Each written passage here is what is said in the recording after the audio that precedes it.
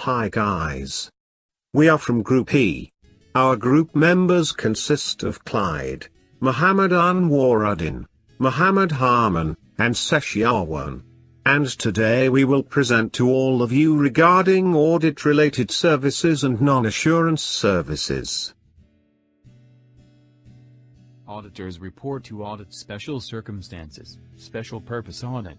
Special purpose audit engagements includes a complete set of financial statements prepared in accordance with another comprehensive basis of accounting. A component of a complete set of general purpose or special purpose financial statements, such as single financial statement. Compliance with contractual agreements. Summarized financial statements. The auditor on a special purpose audit engagement, except for a report on summarized financial statement, should include the following basic elements, ordinarily in the following layout. A. Title. May be appropriate to use the term independent auditor in the title to distinguish the auditor's report from reports that might be issued by others. For example, officers of the entity. B. Addressee. C. Opening or introductory paragraph, including identification of the financial information audited. A statement of the responsibility of the entity's management and the responsibility of the auditor. D. A scope paragraph, describing the nature of an audit, including the reference to the ISA applicable to special purpose audit engagements or relevant national standards or practices, and a description of the work the auditor performed. E. Opinion paragraph containing an expression of opinion on the financial information. F. Date of the report. G. Auditor's address. H. Auditor signature. Assurance level for related services. Audit firms are often asked to provide services to clients that do not involve the expression of an opinion on the truth and fairness of financial statements. For example, the firm might be asked to give assurance on interim financial statements prepared by entity. Framework of auditing assurance and other related services. Nature of service for audit. The level of assurance is high, but not absolute. The report provided are positive assurance. For example, in our opinion. Nature of service of review. The level of assurance is moderate assurance. Report provided are negative assurance. For example, nothing has come to our attention. Agreed upon procedures has no assurance. The report provided are factual findings of procedures. Compilation also has no assurance. The report provided are identification of information complied. Forensic accounting or auditing. Forensic auditing involves investigation into financial affairs of an entity and fraudulent activity. It is a process of investigating financial matter, including acting as expert witness if the fraud comes to trial. Forensic auditing have similar ways of auditing financial statements. Planning stage. Gather evidence. Review process. Report to client. Objective of forensic auditing. To discover if a fraud had actually taken place. Those who involve. Quantify the monetary amount of fraud, financial loss. Present finding to client and potentially the court. Audit techniques are used to identify and gather evidence to support such issues. Suspect's motive and opportunity to commit fraud. Whether the fraud involved collusion between several suspects, any physical evidence at the scene of the crime or contained in documents. Comments made by the suspect during interviews or time of arrest. Attempts to destroy evidence. The types of investigation are corruption, asset misappropriation, and financial statement fraud. Corruption. Conflict of interest. It is where the fraudster exerts their influence to achieve personal gain which detrimentally affects company. Bribery. Exercised by using money or something of value offered in order to influence a situation. Extortion. It is the opposite of bribe. It is done by demanding money in order to secure a particular outcome. Asset misappropriation involves cash theft, fraudulent disbursements, inventory fraud, misuse of assets, financial statement fraud, fraudulent financial reporting that causes material misstatement in the financial statements. Include falsification of accounting records, omissions of disclosures from financial statements or misapplication of financial reporting standards. This is often carried out with intention of presenting financial statements with a particular bias. Conducting the investigation involves accepting the investigation, planning the investigation, gathering evidence. Accepting the investigation. Forensic accountant has to consider whether their firm has necessary skills and competency to accept the work. Additional considerations include whether/not investigation is being requested by audit client. Unless a robust safeguards are put in place, firm should not provide audit and forensic investigation services to the same client. Planning the investigation. Forensic auditor must consider what they have been asked to achieve and plan their work accordingly. Objectives include identifying the type of fraud that has been operating, how long and how it has been concealed. Identify the fraudster involved. Quantify the financial loss suffered by client. Gathering evidence to be used in court proceedings. And providing advice to prevent the reoccurrence of the fraud. Gathering evidence. Evidence should be sufficient to prove the identity of fraudsters, the mechanics of the fraud scheme, and amount of financial loss suffered. If any evidence is inconclusive or there are gaps in the chain of custody, then the evidence may be challenged in court, or become inadmissible. Gathering evidence techniques. Testing controls to gather evidence which identifies the weaknesses, which allow the fraud to happen. Analytical procedures to compare trends over time or to provide comparatives between different segments of the business. Applying computer-assisted audit techniques. For example, identify the timing and location of relevant details being altered in the computer system. Discussions and interviews with employees. Substantive techniques such as reconciliations, cash counts and reviews of documentation. Reporting. Client will expect a report containing the findings of the investigation, including a summary of evidence and a conclusion as to the amount of loss suffered as a result of the fraud. Report will also discuss how the fraudster set up the fraud scheme, and which controls, if any, were circumvented.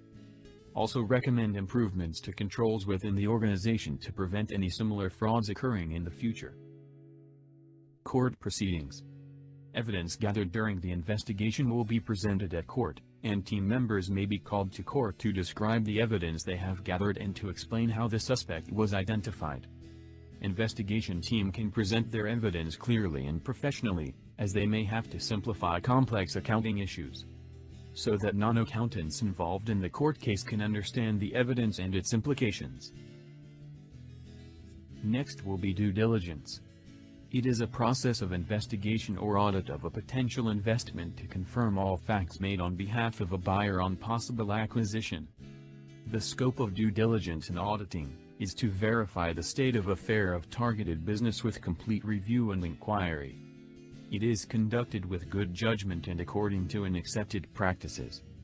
Letter of engagement is necessary for the audit client to agree on the scope of audit in order to avoid wrong audit procedures being carried out. The audit procedures is similar to statutory audit. First, review working papers of previous auditors. 2. Evaluate the valuation of the assets of the company. 3. Review income statement to determine accuracy of the company's profit. 4. Carry out analytical review and investigate unusual items. 5. Review interim figures for the purpose of accuracy and possible achievement in the future. 6. Assessing business trends. 7. Prove the existence of all material items in the balance sheet. 8. Review and report the management and corporate structure.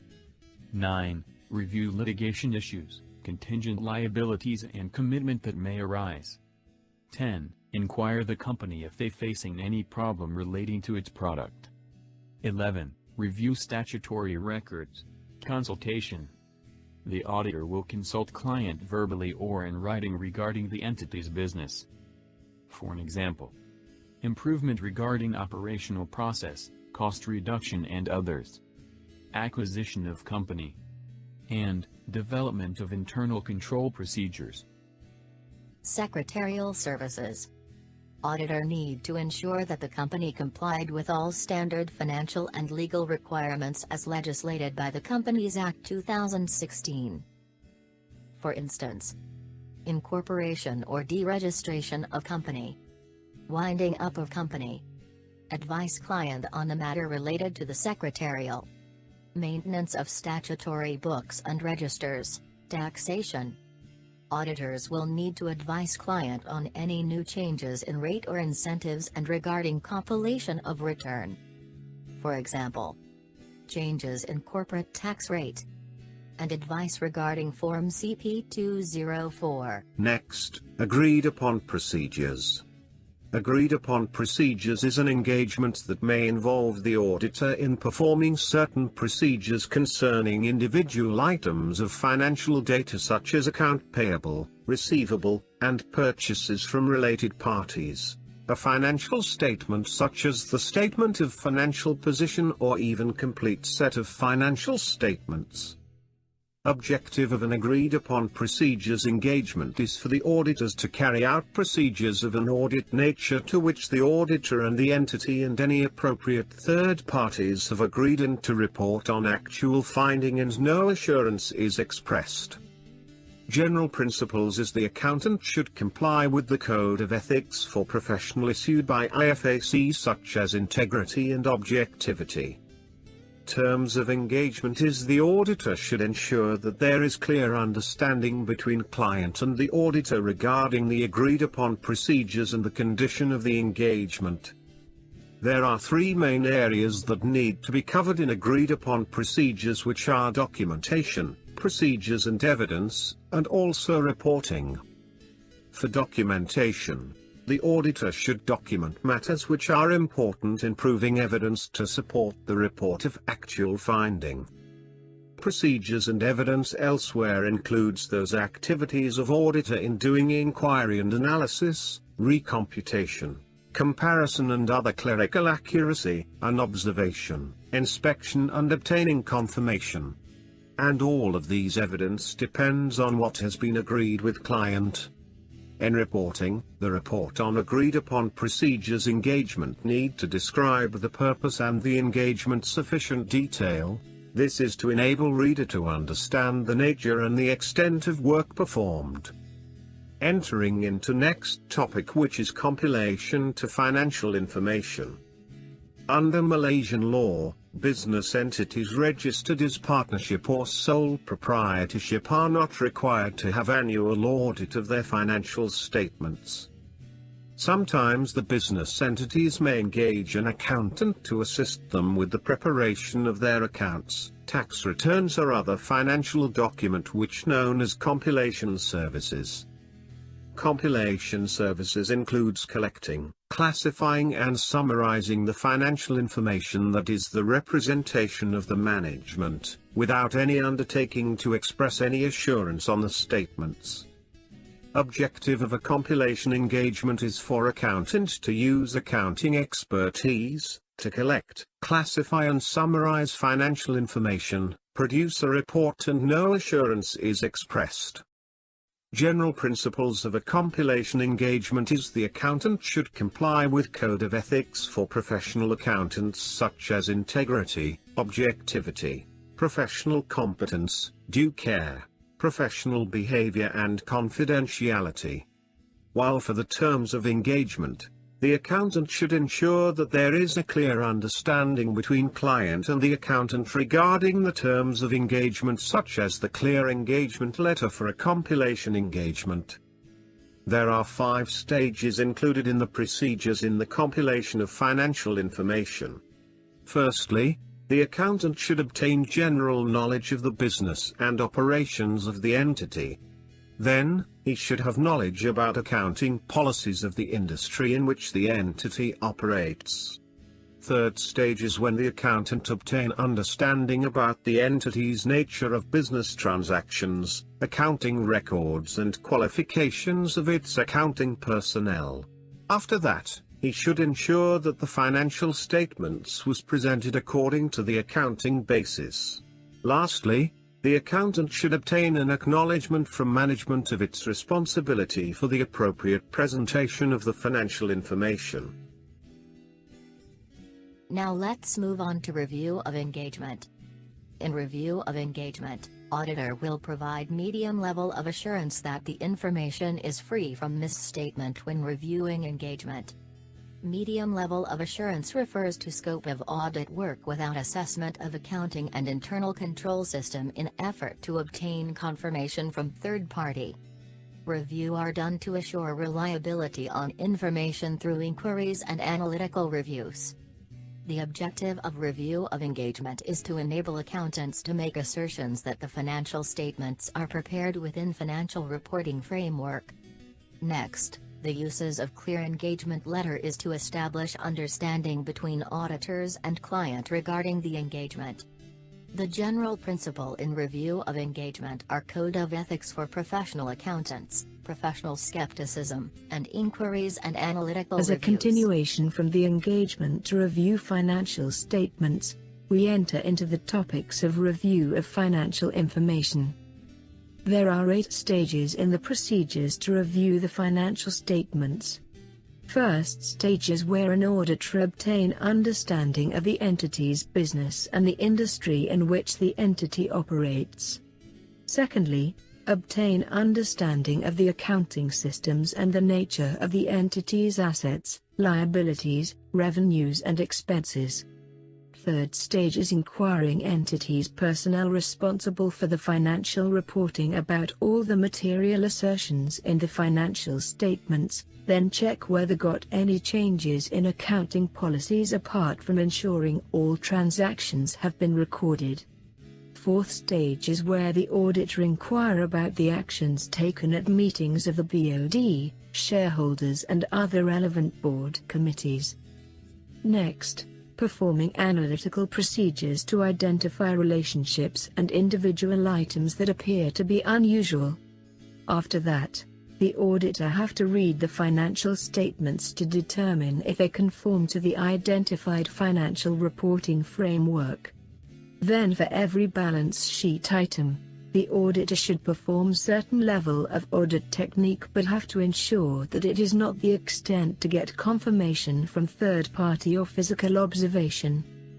Lastly, obtain the written representations from management pertaining to all matter including subsequent event. Next, let's move on to the examination of prospective financial information. First, prospective financial information is financial information that is acquired based on assumptions of events or actions that are likely to happen in the future. Although, the financial information can be versions of projection or forecast. In financial forecast and projections, it refers to financial information that is prepared based on an entity's expected financial position or from result of operations or based on one party's best knowledge.